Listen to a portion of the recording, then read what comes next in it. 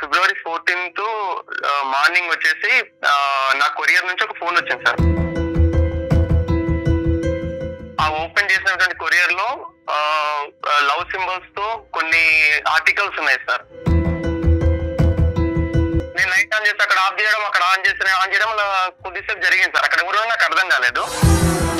బయటికి తీసినప్పుడు ఆ ఇంటి ముందు ముగ్గు ఉంటది కదా సార్, ఆ ముగ్గులో చిట్టి కనిపించింది సార్. అంటే ఒక రాసి ఎవరు పడేసినట్టు చిట్టి కనిపించింది. తన ఫోన్ నెంబర్ ఉన్నటువంటి ఫోన్ నెంబర్ 10 ఉంటాయి కదా, లాస్ట్ 5 నెంబర్స్ వచ్చేసి నార్మల్ ఇచ్చి ఫస్ట్ 5 నెంబర్స్ క్వశ్చన్ మార్క్ పెట్టి మిగతా ఫోన్ నెంబర్ కనుక్కో మళ్ళీ లవ్ సింబల్ లో భరత్ అని పెట్టింది సార్. నీకు భరత్ అంటే ఎవరో తెలుసా? సార్ యాక్చువల్ గా మాది కరీంనగర్. మా అక్కయ్య వాళ్ళ ఇంటి ముందు ఒక పర్సన్ ఉన్నారు. నాకు ఆ పర్సన్ గుర్తొచ్చారు, బట్ అతని పేరు భరత్ అని కూడా నాకు తెలియదు సార్. ఇప్పుడు మీరు చెప్తాంత వరకు నేను ఆ చిట్టి తీసుకునే టైంలో మీరు మన కాలనీలో లాస్ట్ నుంచి వెళ్తున్నారు అటు. సో అది నేనేసానని మీరైతే మీ కళ్ళతో చూడలేదు కదా, నేనని ఎలా అనుకుంటారు? సార్ ఇది హైదరాబాద్ అమ్మాయిలో ఇదంతా కామన్ సార్. కామన్ ఏంటమ్మా? కామన్ నీ తలకాయ. ఈ రోజు భరత్, రేపు వచ్చి ఇంకో ఎక్స్, ఇంకో వై, ఇంకా ఎంతో మంది జీవితాలతో ఆడుకుంటారు మీరు ఇలాగా. వీళ్ళకి కంప్లైంట్ ఇస్తే వాళ్ళు ఏం చేస్తారు? ఒకసారి మీ ఇంట్లో వాళ్ళకి కూడా చెప్పి చూడు తల్లి, నేను ఇలాంటి పనులు చేస్తున్నాను, నేను హైదరాబాద్ కి వెళ్ళి నేను వెలగబెట్టే కార్యాలు ఇవే అని చెప్పి చూడు. నమస్తే కళ్యాణ్ గారు. నమస్తే జయ గారు. అయితే భరత్ అనే ఒక అబ్బాయి మనకి మెయిల్ చేశాడండి, కుకట్పల్లి నుంచి. అతనికి పెళ్ళి అయిపోయింది. పెళ్ళికి ముందు జరిగిన ఇష్యూ ఇప్పుడు తన్ని వెంటాడుతుంది. ఏం చేయాలో దిక్కుతోచని స్థితిలో, అర్థం కాని పరిస్థితుల్లో మనకి మెయిల్ చేశాడు. మీరు పర్మిషన్ ఇచ్చేస్తే కనుక నేను కాల్ చేసేస్తాను. ఎస్ నెంబర్ ఇచ్చారు నాకు. హలో భరత్ కుమార్ గారు, నేను జయానండి, అందమైన జీవితం ప్రోగ్రామ్ నుంచి కాల్ చేస్తున్నాను. నమస్కారం మేడం. నమస్తే అండి. నమస్తే. మీరు మెయిల్ చేశారు నాకు, నేను అది చూసి సో డాక్టర్ గారితో మాట్లాడిద్దాం మీకు అనేసి కాల్ చేశాను. నాతో పాటు డాక్టర్ కళ్యాణ్ చక్రవర్తి గారు కూడా ఉన్నారు. నమస్కారం సార్. నమస్తే భరత్. సో మీరు మెయిల్లో పెట్టిన విషయం ఒకసారి డాక్టర్ గారితో మాట్లాడండి. Okay ma'am. నాన్న భరత్ నమస్తే. నమస్కారం సార్. నమస్తే. ఏంటి ఏం చేస్తూ ఉంటావు నాన్న? సార్ నేను మార్కెటింగ్ ఎగ్జిక్యూటివ్ సార్. ఎంత వయసు ఎంత? నా ఏజ్ 28 ఉంటుంది సార్. ఈ మధ్యనే మ్యారేజ్ అయిందని మేడం చెప్పారు. ఎన్ని రోజులు అయింది మ్యారేజ్ అయ్యి? సార్ మ్యారేజ్ వచ్చేసి నవంబర్ 2021 అయింది సార్. 21. అయితే నా ప్రాబ్లం ఏంటంటే సార్, ఫిబ్రవరి 14th నుంచి నా వైఫ్ నాతో మాట్లాడలేదు సార్. మీ భార్య మీతో మాట్లాడే అరేంజ్డ్ మ్యారేజేనా? Yes sir, arrange marriage. And నా వైఫ్ వెల్ ఎడ్యుకేటెడ్ సార్. చెప్పినా ఫిబ్రవరి నుంచి ఏమైంది మీ ఇద్దరి మధ్యన? సార్ యాక్చువల్లీ ఫిబ్రవరి 14th మార్నింగ్ వచ్చేసి నా కొరియర్ నుంచి ఒక ఫోన్ వచ్చింది సార్. కొరియర్ నుంచి ఫోన్ వస్తే నేను ఇంట్లో ఇవ్వండి అని చెప్పేసి ఇంటి అడ్రస్ ఇవ్వండి అని చెప్పేసి పంపించాను సార్. ఓకే. అక్కడ మా వైఫ్ కాల్ చేశాను. మా వైఫ్ రిసీవ్ చేసుకుంది. రిసీవ్ చేసుకున్న తర్వాత నేను యాక్చువల్ ఆఫీస్ నుంచి ఇంటికి వెళ్ళాను. కానీ వెటకారంగా ఏదో చాలే అన్నట్టు వెటకారంగా బిహేవ్ చేసింది నాతోటి.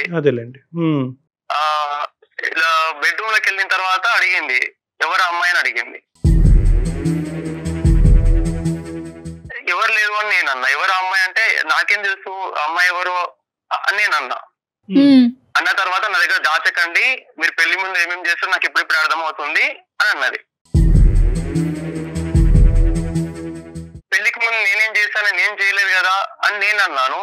అంటే మీ వ్యవహారాలు నాకు ఇప్పుడిప్పుడు అర్థమవుతున్నాయి. నేను ఏదో ఏమంటారు ఇన్ని రోజులు మనం మంచిగా ఉన్నామని చెప్పేసి నేను కంటిన్యూషన్ అయిదాం అనుకుంటుంటే ఇదే టైంలో మీరు చేసిన పనులు మొత్తం నాకు ఇప్పుడిప్పుడే తెలుస్తున్నాయి అన్నది. నన్ను అంతకుముందు మీ ఇద్దరి మధ్యన ఎటువంటి డిఫరెన్సెస్ 4 నెలల్లో 3 నెలల్లో ఆర్గ్యుమెంట్స్ అవేమీ లేవు? ఏమీ లేవు సార్. మ్యారేజ్ అయిన తర్వాత నాకు మంచి బెస్ట్ ఫ్రెండ్ దొరికిందని ఫీలింగ్ నేను ఉన్నాను. తను కూడా మంచి ఫ్రెండ్లీగానే మూవ్ అయింది సార్. ఏంటంటే ఆవిడ ఏం చూసిందంట కొరియర్ ఓపెన్ చేసినటువంటి కొరియర్ లో లవ్ సింబల్స్ తో కొన్ని ఆర్టికల్స్ ఉన్నాయి సార్. ఆర్టికల్స్ ఉన్నాయి, కిడ్స్ ఉన్నాయి, బాల్స్ ఉన్నాయి, డిఫరెంట్ గ్రీటింగ్స్ ఉన్నాయి.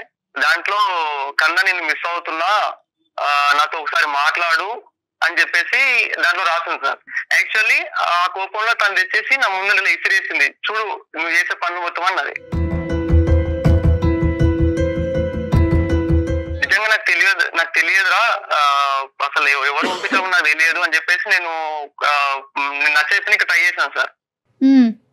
అయితే చాలా ఎంతవరకు తనని అలా అంత కోపంగా ఎప్పుడు చూడలేదు సార్. సడన్లీ నా మీద విసిరేసి నాకు ఈ అమ్మాయి ఎవరో తెలియాలి, అమ్మాయి ఎవరో తెలిసినంత వరకు నేను మీతో ఉండను నేను అని చెప్పేసి కొంచెం ర్యాష్ బిహేవ్ చేశాను సార్. తన మీ భార్య యొక్క రియాక్షన్ అర్థం చేసుకోవటం పెద్ద కష్టం కాదు, కానీ నీ రియాక్షన్ ఏంటి? అవి చూడగానే నీ రియాక్షన్ ఏంటి? నీకు ఎక్కడైనా బల్బు వెలిగి కనెక్ట్ అయ్యిందా ఏదైనా పాత స్టోరీకి, లేదంటే నువ్వు షాక్ అయ్యావా లేదా? నేను చాలా షాక్ అయ్యాను సార్. ఫస్ట్ ఆఫ్ ఆల్ నాకెవరు పంపినని షాక్ అయ్యాను. తర్వాత నేను కొద్దిసేపు అయిన తర్వాత బెడ్రూమ్ లో తను అక్కడ బెడ్ పక్కన కూర్చున్నప్పుడు నాకు ఆలోచిస్తే అప్పుడు క్లిక్ అయింది సార్. యాక్చువల్లీ ఒక రోజు ఏమైందంటే సార్, నేను మార్కెటింగ్ వర్క్ అయిపోయి నేను మా ఇంటి బాల్కన్లోకి వచ్చి కూర్చున్నాను సార్. మా స్లిప్లు ఉంటాయి సార్, మా బిల్స్ ఉంటాయి, బిల్స్ నేను పేమెంట్ అన్ని అవి రాసేసుకొని అయిపోయి కింద వర్క్ అయిపోయి కిందికి వెళ్ళే టైంలో లైట్ ఆఫ్ చేశాను సార్ పైన. రైట్. ఎదురింట్లో ఉన్నటువంటి బాల్కన్ నుంచి లైట్ ఆన్ అయింది సార్. లైట్ ఆన్ కాగానే నేను మళ్ళీ లైట్ ఆన్ చేశాను సార్. అక్కడ లైట్ ఆఫ్ అయింది సార్. నేను లైట్ ఆన్ చేసి అక్కడ ఆఫ్ చేయడం, అక్కడ ఆన్ చేయడం కొద్దిసేపు జరిగింది సార్. అక్కడ ఎవరు నాకు అర్థం కాలేదు. సేమ్ టైం నెక్స్ట్ డే మళ్ళీ సేమ్ అలా జరిగినప్పుడు అక్కడ ఒక అమ్మాయి కనిపించింది సార్ నాకు.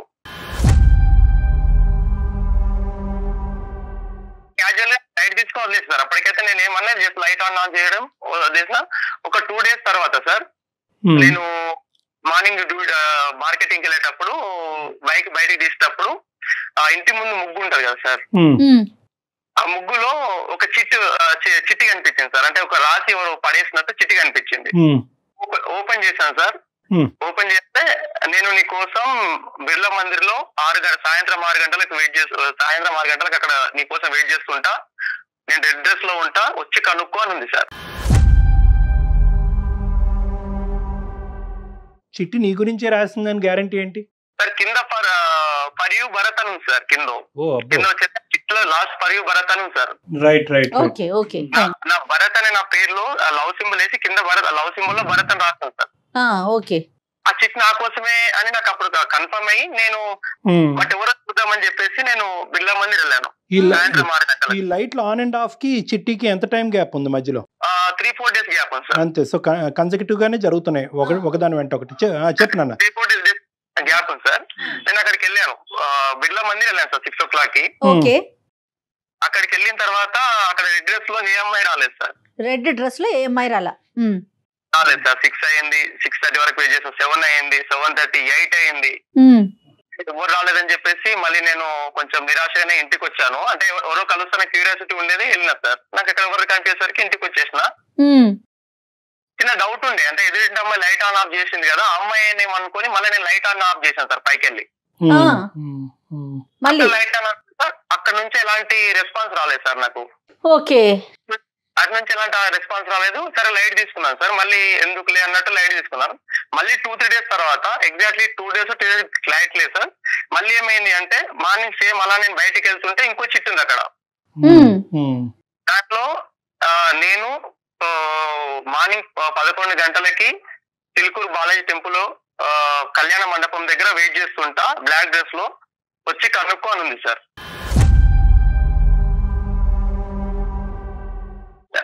అంటే ఫస్ట్ కలవలేదు కదా, ఏమైనా ప్రాబ్లం ఏంటి కలవలేదేమో, ఈసారి కలుస్తాను పక్కా అని చెప్పి పెట్టేసిందని చెప్పి నేను వెళ్ళినా సార్.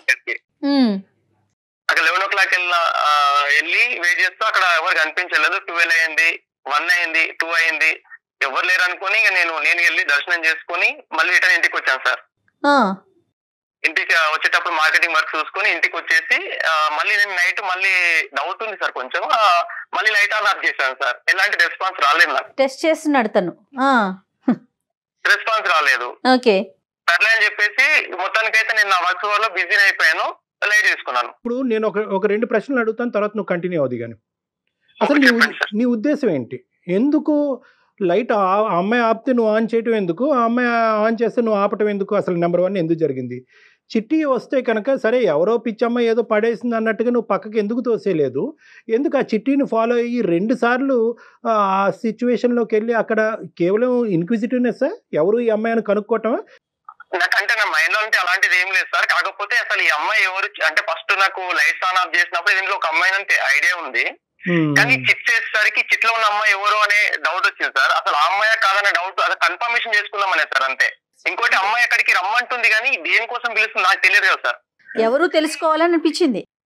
ఇంకో ఇన్సిడెంట్ జరిగింది మేడం. ఇంకో 5 days తర్వాత సేమ్ అలాగే చిట్టి వచ్చేసి సేమ్ ముగ్గులో ఉంది సేమ్ టైం కి.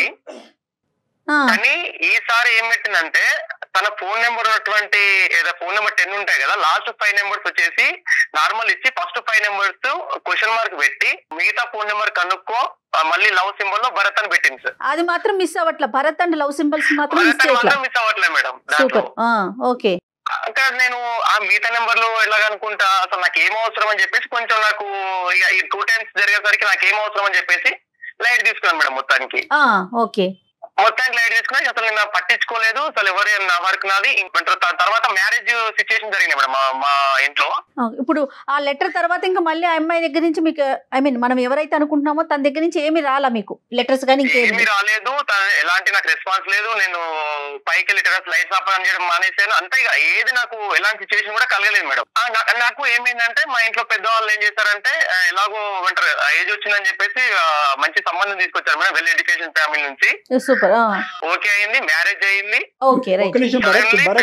ఒక్క నిమిషం ఇక్కడి వరకు వచ్చే ముందు ఫ్యూ క్వశ్చన్స్. అసలు ఈ అమ్మాయిని డైరెక్ట్గా అడిగే ధైర్యం అయితే ఏ కుర్రాడికి ఉండదు. ఎందుకంటే ఆ అమ్మాయి చెప్పించుకుని కొట్టినా కొడుతుంది. నేను పడేసానని నువ్వెలా అనుకుంటావు, నా పరువు ఎలా తీస్తున్నావు అని ఆడపిల్లడు. కానీ ఎంతో కొంత చాలా కాలం బట్టి ఆ ప్రాంతంలో ఉంటున్నారు కాబట్టి ఈ అమ్మాయి ఎవరు, అసలు ఈ అమ్మాయి ఎలాంటిది, లేదంటే ఈ అమ్మాయి ఎప్పుడు వచ్చింది, దేనికి వచ్చింది, ఈ అమ్మాయి వ్యవహారం ఏంటి అనేటటువంటిది ఎప్పుడన్నా తెలుసుకునే ప్రయత్నం చేసావా? నెంబర్ 1. నెంబర్ 2, ఎప్పుడైనా మీ కళ్ళు ఆ అమ్మాయి కళ్ళు కలిసినాయా? ఎప్పుడు కూడా body language is the primary estimate. ఎప్పుడన్నా కళ్ళు కలిసినాయా?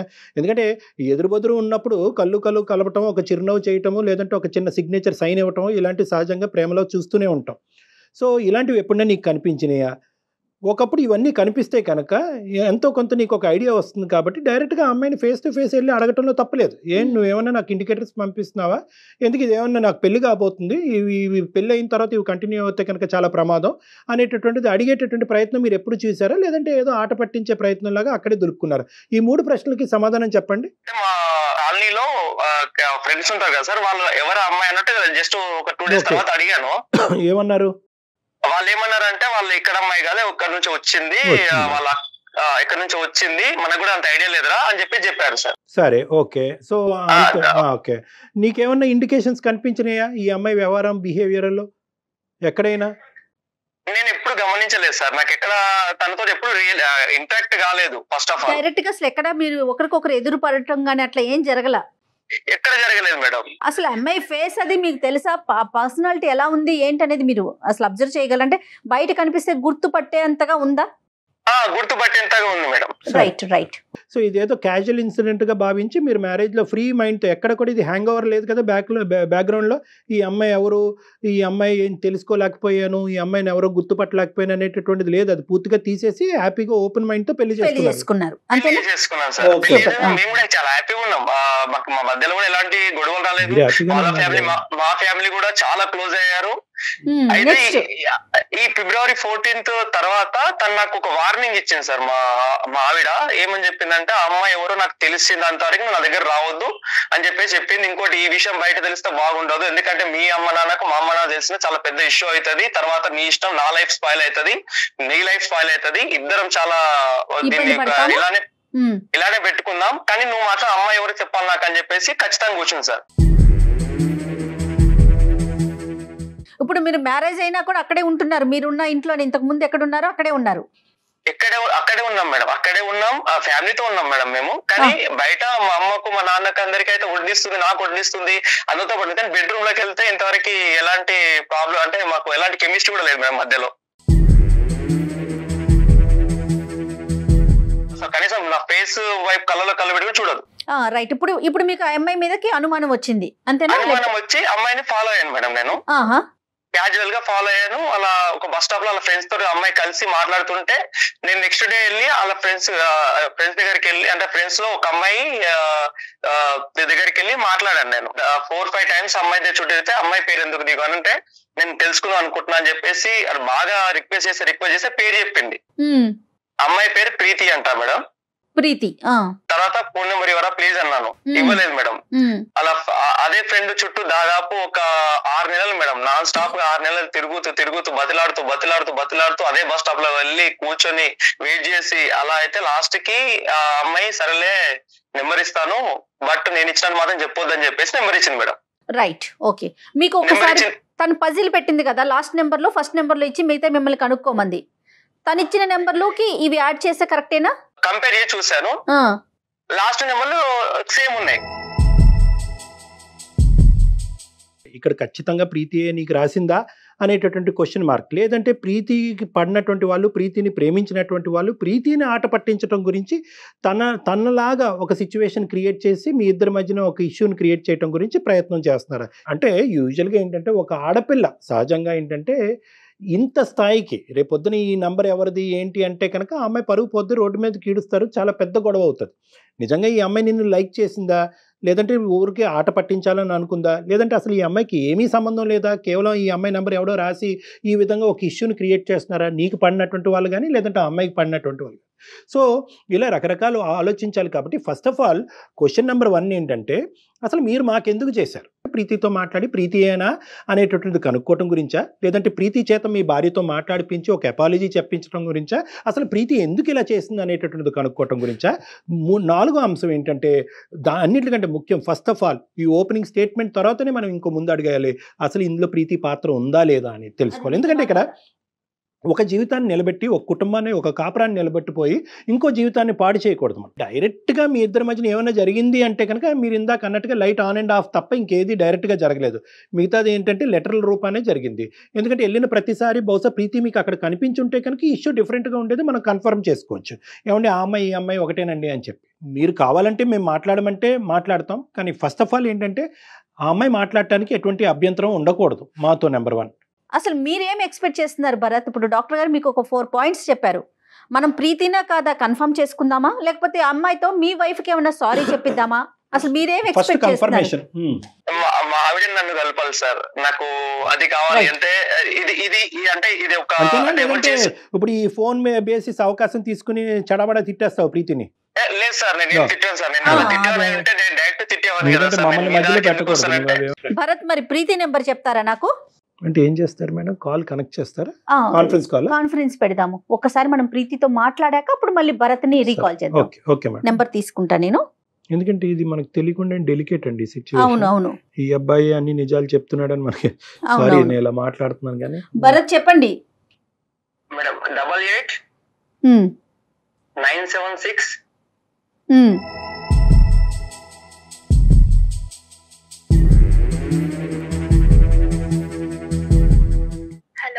ఎస్ డాక్టర్ గారు, ప్రీతిని నేను లైన్లోకి తీసుకున్నాను.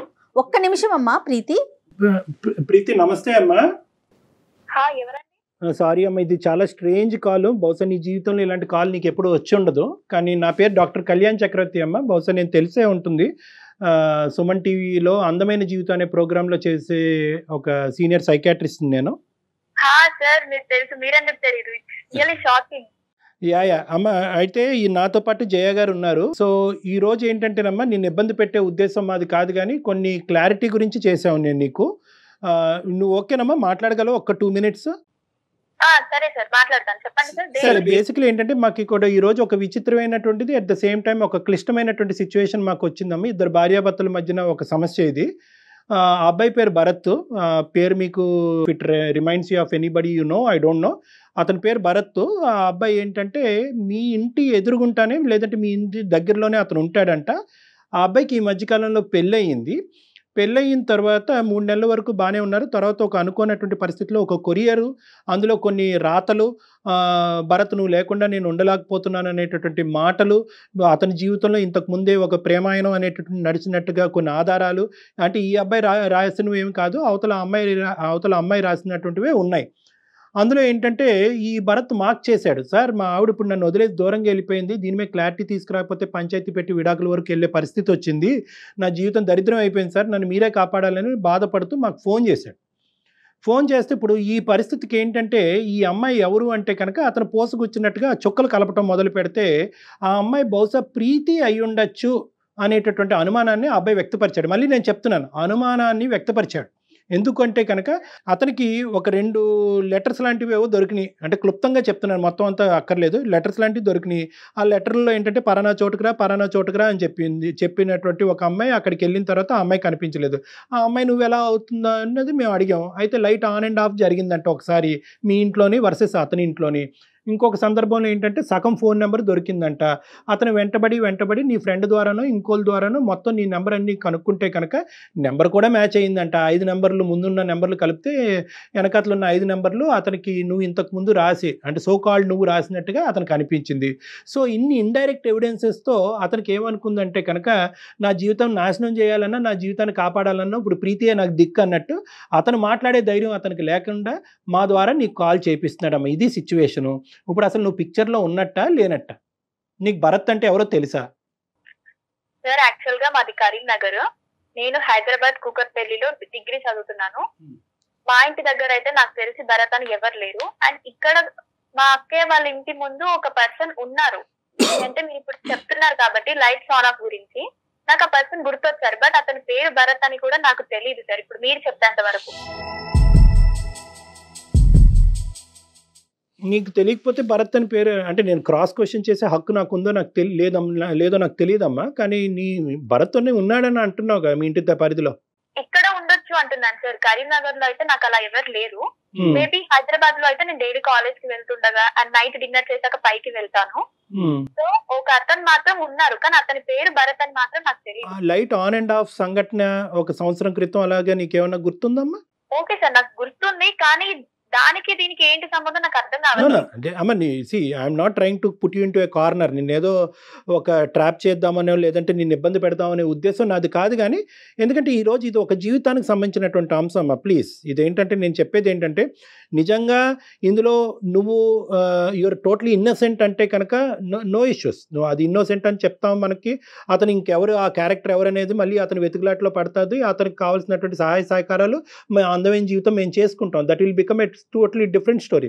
కానీ ఇక్కడ ఏంటంటే మీది లైమ్ లైట్లోకి వచ్చింది కాబట్టి మీరే అవి ఉండొచ్చు కాబట్టి మీరు కొద్దిగా ఆలోచించుకోండి, కొద్ది లోతుగా ఆలోచించండి. ఎందుకంటే వాళ్ళిద్దరి మధ్యన ఈరోజు చాలా పెద్ద డిఫరెన్సెస్ వచ్చినాయి.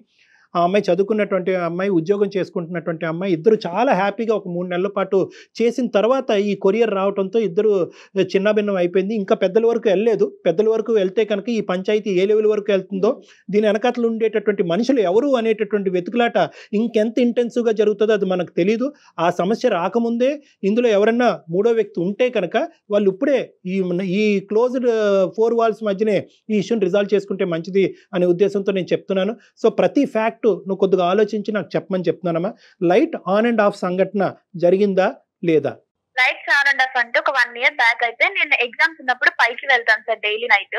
ఓకే. నేను ఏదో ఆలోచిస్తూ లైట్స్ ఇలా బ్లింక్ చేస్తున్నా ఒక ట్రాన్స్ లో ఉండి. సో ఆపోజిట్ లో అతను కూడా నేను లైట్స్ ఆన్ ఆఫ్ చేసినప్పుడు అతను కూడా లైట్స్ ఆన్ చేస్తున్నాడు ఆఫ్ చేస్తున్నాడు. అది నేను అబ్జర్వ్ చేశాను. అదైతే జరిగింది సార్. బట్ నేను మీరు అనుకుంటున్నట్టు అలా ఏం కాదు. నేను ఏదో ట్రాన్స్ లోని లైట్స్ ఆన్ ఆఫ్ చేస్తున్నాను. అక్కడ కూడా అది జరిగింది. అదైతే నాకు ఇప్పుడు గుర్తుంది. కానీ దానికే ఇలా నా పైన కంప్లైంట్ ఇచ్చారు. ఒకటే కాదమ్మా, దానికి కాదు. తర్వాత ఏంటంటే దానికి అతను కొరిలేట్ చేసుకుని తర్వాత ఒక చిట్టి దొరికిందంట. చిలుకూరు బాలాజీ టెంపుల్కి ఒకసారి, ఇంకో టెంపుల్ ఏదండి ఏదో 2 టెంపుల్కి ఒకసారి రెడ్ డ్రెస్, ఇంకోసారి బ్లాక్ డ్రెస్. అక్కడ రెడ్ లేదు, బ్లాక్ లేదు. ఇతను మళ్ళీ వెనక్కి వచ్చాడు. ఇతను ఎందుకు ఆ లెటర్ పట్టుకుని అలా తిరిగాడు అనేటటువంటి ప్రశ్న ఈ రోజు మనం అడగలేం. ఎందుకంటే అతనికి అక్కడ చెడు ఉద్దేశం ఏమీ లేదు. ఒక ఇన్క్విజిటివ్నెస్తో అక్కడికి వెళ్ళాడంట పాపం 2 సార్లు. మరి దాని గురించి నీ కామెంట్ ఏంటమ్మా? అలాంటి ఒపీనియన్ లేనప్పుడు ఎవరైనా అలా చేస్తే అతను వెళ్ళడం ఎందుకు సార్? అది నాకు అనవసరం. బట్ అతను ఎందుకు అంత ఇన్వాల్వ్ అవ్వాలి అని. కరెక్టే కదా, మంచి మాట అడిగావు. అతను ఎందుకు వెళ్ళాడు అన్నది మనం అతని నోటి ద్వారానే తెలుసుకుందాం. నీకు చెప్పలేదు అది సారీ. అతను కూడా ఇప్పుడు కాన్ఫరెన్స్ కాల్లో బ్యాక్గ్రౌండ్లో ఉన్నాడమ్మా. అతనితో డైరెక్ట్గా అతను నీతో మాట్లాడాలని అనుకుంటున్నాడు. నువ్వు కూడా అతనితో మాట్లాడి ఈ ఇష్యూ రిజాల్వ్ చేసుకోవాలనే ఉద్దేశం నీకుందా? ఉంది సార్, నో ప్రాబ్లం. బికాజ్ ఇది నా క్యారెక్టర్ కి సంబంధించింది సార్. అబ్సల్యూట్లీ నీ క్యారెక్టర్ కి అతని జీవితానికి సంబంధించినటువంటి అంశం. ఇంకొక ఆడపిల్ల కూడా ఉంది ప్రీతి, అది కూడా గుర్తుంచుకోండి. ఇది పొలిమేర దాటింది అనుకోండి, సబ్జెక్ట్ పబ్లిక్ అవుతుంది, పోలీస్ స్టేషన్ వరకు వెళ్ళచ్చు. ఇష్యూ చాలా భయంకరంగా మారిపోతుంది. అది మీ కుటుంబానికి వాళ్ళ కుటుంబానికి రెండుకి మంచిది కాదు. నాన్న భరత్ లైన్ లో ఉన్నావా? Bharat, you are directly talking to Preeti now. Preeti is on the line. You want to ask her anything? Sir, Preeti. Hello, ఎవరు? నేను మీ ఇంటి ముందు ఉంటాను. ఆ రోజు లైట్ ఆన్ ఆఫ్ చేసినప్పుడు నువ్వు నాకు ఎదురుగా అనిపించావు కదా. అది నువ్వు కూడా చూసావు నన్ను, నేను నిన్ను చూసాను. అవును. నెక్స్ట్ 2 days తర్వాత మా ఇంటి ముందు చిట్టేసావు. అంటే చిట్టి నువ్వు వేసినావు, అంటే కన్ఫర్మేషన్ తెలియదు నాకు నువ్వు వేసినావు, కానీ చిట్టి అయితే ఉంది. మీకేం కన్ఫర్మ్ లేనప్పుడు మీరు ఎలా అనుకుంటారు నేను వేసానని? నేను ఆ చిట్టి తీసుకున్న టైంలో మీరు మన కాలనీలో లాస్ట్ నుంచి వెళ్తున్నారు అటు. సో అది నేను వేసానని మీరైతే మీ కళ్ళతో చూడలేదు కదా, నేనని ఎలా అనుకుంటారు? నేను ఏదైతే త్రాడి చిట్టి, అంటే ఇప్పుడు మీ నెంబర్ నా దగ్గర వచ్చిందంటే నేను త్రాడి చిట్టిలో మీ సగం నెంబర్ ఉండేది, నేను మీరని కన్ఫర్మ్ నాకు తెలియదు. అంటే నేను ఫస్ట్ ఆఫ్ ఆల్ నువ్వు చదువుకున్న పర్సన్ లాగా మాట్లాడు, ఇది ఓన్లీ నీ ఇమాజినేషన్ మాత్రమే. ఒకవేళ నేను అతనితో మాట్లాడాలి, నాకు ఇఫ్ ఎనీ ఇంట్రెస్ట్ నాకు ఉంది అనుకుంటే నేను డేర్ గా మాట్లాడగలుగుతా. అలా స్లిప్స్ ఇలాంటి చీప్ ట్రిక్స్ నాకు అవసరం లేదు సార్. నేనైతే షూర్ గా చెప్తున్నాను అది నేను కాదు. రెండో లెటర్ కూడా వచ్చిందంటమ్మా, మళ్ళీ అది కూడా చెప్పిన ఆయన. అది ఇంకా ఇది ఒప్పుకోకపోతే అదేం ఒప్పుకుంటుంది అమ్మాయి? February 14th వచ్చినటువంటి దాంట్లో ఏదైతే నాకు లవ్ సింబల్స్ మధ్యలో భరత్ అని రాశారని చెప్పే కదా, అక్కడ ఉన్నటువంటి దాంట్లో మిస్ యూ కన్నా రాసేటువంటి రైటింగ్, నాకు ఇచ్చు దొరికిన రైటింగ్ అంతా సేమ్ ఉంది సార్. నేను ఫస్ట్ స్లిప్ వేయనప్పుడు సెకండ్ సారి కొరియర్ నేను ఎలా పంపిస్తాను? ఈ రోజు ఆ అబ్బాయి జీవితం ఇంత చిన్నభిన్నం అవుతుంది అనే బాధతో ఈ రోజు నిన్ను డైరెక్ట్గా ఇలా మాట్లాడి ధైర్యం చేస్తున్నాడు. కానీ ఎక్కడ కూడా ఇంకో విధంగా చేయాలంటే ఇంకో విధంగా కూడా చేయొచ్చు. ఈ అబ్బాయి డైరెక్ట్గా మీ ఇంటికి వచ్చి అడగచ్చు, లేదంటే నీ ఫోన్ నెంబర్కి కాల్ చేసి మెసేజ్లు పెట్టచ్చు, ఇలా చాలా చేయొచ్చు. అతను ఇండైరెక్ట్ ఎవిడెన్స్గా వెతుకులాట మొదలు పెట్టాడు. సరే ఈ అమ్మాయి ఆగిపోయింది కాబట్టి నేను ఆగిపోతాను, నేను పెళ్లి చేసుకుంటానని అక్కడితో ఆ మంచితనాన్ని ఆ యాంగిల్ కూడా నువ్వు చూడవలసిన అవసరం ఉందని నేను నిన్ను కోరుకుంటున్నా. ఓకే సార్, బట్ నన్ను అతను అడిగే అంత ప్రూఫ్ ఏం లేదు, అండ్ నేనని కన్ఫర్మేషన్ కూడా లేదు. ఇట్స్ అది ఓన్లీ లేదు కాబట్టే అడుగుతున్నారు ప్రీతి. అంటే మీరే చేశారని అనట్లేదు, అలా ఏమన్నా జరిగిందా అదే ఉంటే ఇంకా అసలు అడగటానికి అవకాశమే లేదు ఫోన్ కదా. నెంబర్ ఎవరు ఇచ్చారు భరత్ నీకు? సరే, వీళ్ళ ఫ్రెండ్ ప్రీతి వాళ్ళ ఫ్రెండ్ అమ్మాయి పేరు కల్పన సార్. కల్పన అనే అమ్మాయి రిక్వెస్ట్ చేయంగా ఇచ్చింది సార్. ఇచ్చినప్పుడు కల్పన ఫోన్ నెంబర్ నీకు ఇచ్చింది, కల్పన ఇచ్చింది కాబట్టి ఫోన్ నెంబరు నువ్వు చూసిన 5 digits మ్యాచ్ అయినాయి కాబట్టి నువ్వు కన్ఫర్మ్ అయిపోయావు, అంతేనా? ఇంకేమన్నా చేసిందా కల్పన? ఇంకేమన్నా చెప్పిందా నువ్వు తిరగ్గా అడగ్గా? యాక్చువల్లీ ఏం జరిగిందంటే కల్పన పేరు బయటికి రావద్దని నాకు మరీ చెప్పింది సార్. నేను తనకి నా ప్రాబ్లం నా పడుతున్నటువంటి తిప్పలు అన్ని తనకు అర్థమైనాయి సార్, కల్పన అనే అమ్మాయికి. అప్పుడు అమ్మాయి డైరెక్ట్ గా ఇదంతా కావాలని జరుగుతుంది అని చెప్పేసి, ప్రీతి చేస్తుందని చెప్పేసి డైరెక్ట్ ఫేస్ టు ఫేస్ చెప్పేసింది సార్. కానీ ఎవరికి చెప్పకు ప్లీజ్, నా పేరు బయటికి రావద్దని చెప్పేసి ఆ అమ్మాయి చెప్పింది. ఈ అబ్బాయి చెప్పేది కాదమ్మా, నీ ప్రాణ స్నేహితురాలు చెప్పింది ఇక్కడ, కల్పన. ఓకే సార్, మరి తను చెప్పినప్పుడు ఐడియా ఇచ్చింది కూడా తనే అని చెప్పలేదు అంటనా సార్?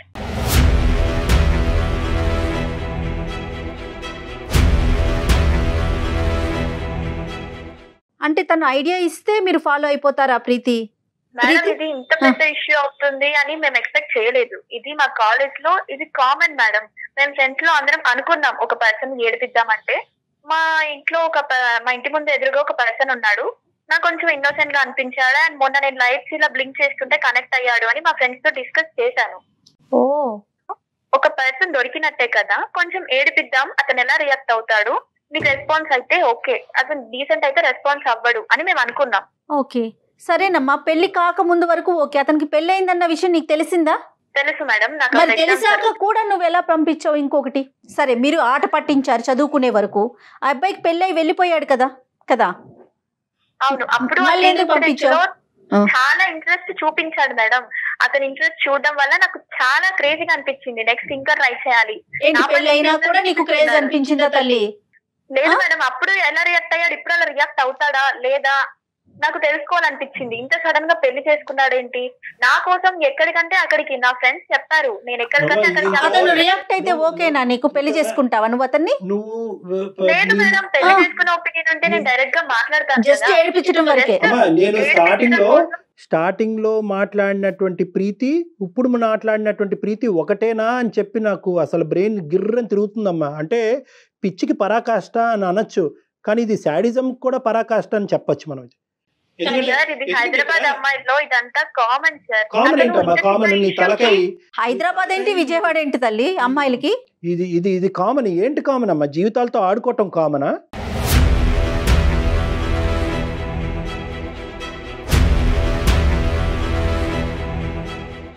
అతను ఇంత చిన్న నా ఇష్యూకి క్యారెక్టర్ నేను ప్రూవ్ చేసుకోవాలండి, నా కాదు, క్యారెక్టర్ చిన్న కరెక్ట్ issue అని అట. చెప్పుకోవాలండి.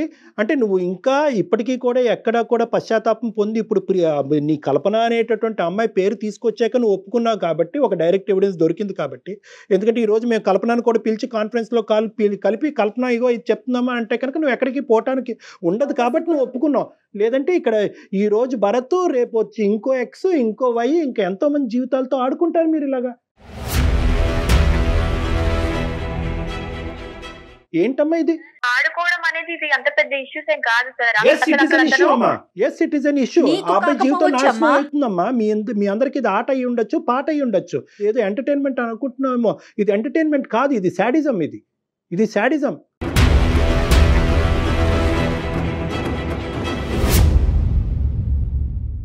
ఫస్ట్ ఇన్సిడెంట్ అప్పుడే అతను రెస్పాండ్ అవ్వకపోతే నాకు నెక్స్ట్ స్టెప్ నేను తీసుకునేదాన్ని కాదు. నాకు ఇంత ఇంట్రెస్ట్ వచ్చేది అమ్మా, కాదు. నువ్వు లైట్ లో ఆన్ ఆఫ్ చేయొచ్చు, అమ్మా. అతను రెస్పాండ్ అయ్యాడు అనేది ఒక అమ్మా, పాస్ చూపిస్తున్నావు. రెస్పాండ్ అవటానికి ఓకే, అతను రెస్పాండ్ అయ్యాడు అనేటటువంటిది నువ్వు ఒక విధంగా ఆలోచిస్తున్నావు, మేము ఒక విధంగా ఆలోచిస్తున్నాం. మేమేమనుకుంటున్నాం అంటే అసలు ఏంటి అనేటటువంటిది తెలుసుకునేటటువంటిది ఒక పెళ్లి కానటువంటి ఒక అబ్బాయి చేయటం అనేటటువంటిది పెద్ద తప్ప, లేదా ఇంత రెస్పాండ్ అయ్యాడు కాబట్టి ఎన్ని సందర్భాల్లో ఇలా రెస్పాండ్ అవుతూ పోతాడు, పెళ్ళి అయిన తర్వాత కూడా రెస్పాండ్ అవుతూ పోతాడా లేదా చూద్దాం అనేటటువంటిది పెద్ద తప్ప.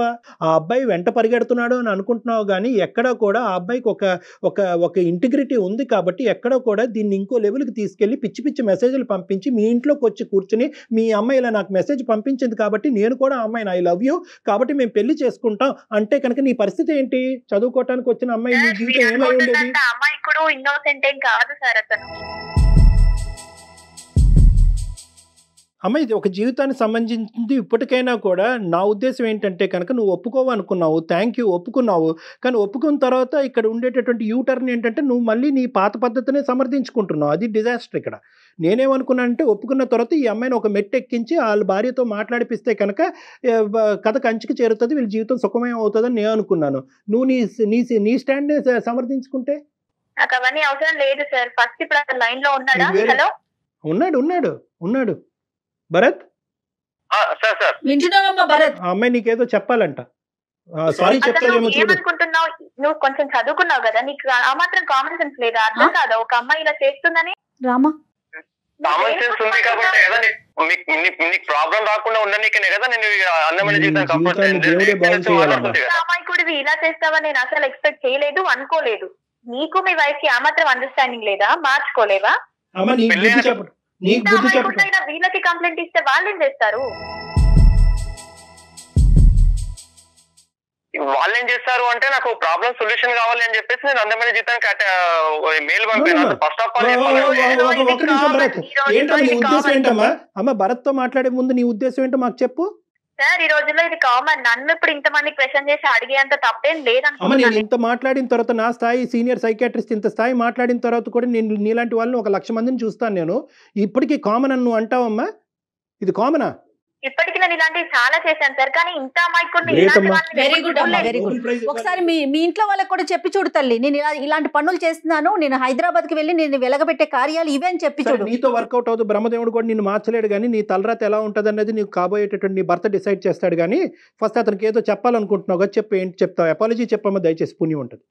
నేను చెప్పేది ఏం లేదు సార్. నీతో నాకు వచ్చేది లేదు. నువ్వు నా ఫ్రెండ్ కాదు, రిలేటివ్ కాదు, కొలీగ్ కాదు. నీతో నాకు అనవసరం. ఇప్పటికీ అయినా ఇష్యూ చాలు. అసలు నువ్వు ఇలాంటి వాడిగా నేను ఎక్స్పెక్ట్ చేయలేదు. ఇంత శుద్ధపప్పు గాడిగా నేను అనుకోలేదు. శుద్ధ పప్పు వదిలేమ్మా, ఇంకా మాటలు ఎక్కువైపోతున్నాయి. ప్లీజ్ గుడ్ బై అమ్మా, బాయ్ అమ్మా, thank you for your time. Good bye sir. Kalyan గారు ఎలా ఉన్నారండి పిల్లలు? ఇలా అయితే లేరండి, ఇంత మరీ దారుణంగా లేరు. మనం చెప్పాల్సింది ఏదో ఈ అబ్బాయి భరత్కి చెప్పండి ఏం చేయాలనేసి. మీరు ఇలా మాట్లాడుతారు కాబట్టి అమ్మాయి ఇలా మాట్లాడుతోంది. ఇప్పుడు మొత్తం స్టోరీలో నీకు అర్థమైంది ఏంటంటే అటువైపు లైట్ ఆన్ చేసి ఆపినా కూడా నువ్వు లైట్ ఆన్ చేసి ఆపకూడదు. ఇలాంటివి నేను చెప్పాను. ఇప్పుడు ఏంటంటే నువ్వు మార్కెటింగ్ పని చేసుకుంటే మార్కెటింగ్ పని చేసుకో, ఇలాంటి మార్కెటింగ్లు చేయకూడదు. ఇలాంటి పిల్లలు ఉంటారు జీవితంలో, ఇలాంటి వాళ్ళు నేను ఉచ్చులోకి లాగుతారు, జీవితాలు నాశనం అవుతాయని చెప్పి నీలాంటి అబ్బాయిలైనా అమ్మాయిలైనా ఇప్పటికైనా అర్థం చేసుకోండి. ఇది జీవితం సినిమా కాదు. లెటర్లు ఓపెన్ చేయటాలు, సగం నంబర్ పజిల్లా దొరికితే ఇంకో నెంబర్ గురించి తిరగటం, ఇవన్నీ అనవసరం. ఆ ఓకే లెటర్ వస్తే చించి అవతల ఓకే పడేసేయండి. ఏదన్నా ఉంటే కనుక ప్రేమించుకుంటే స్ట్రైట్ ఫార్వర్డ్ గా ప్రేమించుకోండి. I love you, I propose you, పెద్దలు ఒప్పుకుంటే పెళ్లి చేసుకోండి అంతే. ఎందుకే జీవితాలు నాశనం చేసుకుంటారు? ఇప్పుడు ఆ అమ్మాయి సింపుల్ గా అంటుంది కదా, నువ్వు ఇండికేటర్ చేసావు కాబట్టి నేను కంటిన్యూ అయ్యాను. సరే ఇప్పుడు ఆ అమ్మాయి గుడ్ బై చెప్పింది, ఆ అమ్మాయి రియలైజ్ అవటం నీ భార్యకి వచ్చి సంజాయిషి చెప్పుకునేటటువంటి పొజిషన్లో ఇప్పుడు కాదు కదా, ఇంకో జన్మలో కూడా ఆ అమ్మాయి వచ్చేటట్టు నాకైతే అనిపించట్లేదు. ఇప్పుడు ఉన్నది నువ్వు ఉండేటటువంటిది ఒకే ఒక సొల్యూషను.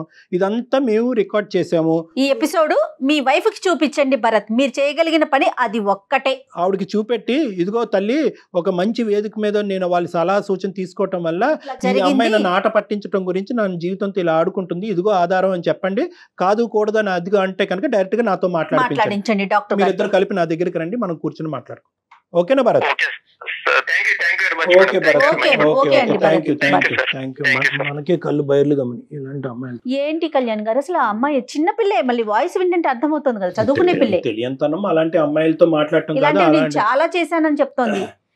ఎన్ని కుటుంబాలు ఇబ్బంది పడ్డాయో ఏమిటో. కానీ పేరెంట్స్ కూడా ఒకసారి ఆలోచించాలండి, పిల్లలు ఏం చదువుతున్నారు, ఎక్కడ ఉంటున్నారు, ఏం జరుగుతోంది అనేది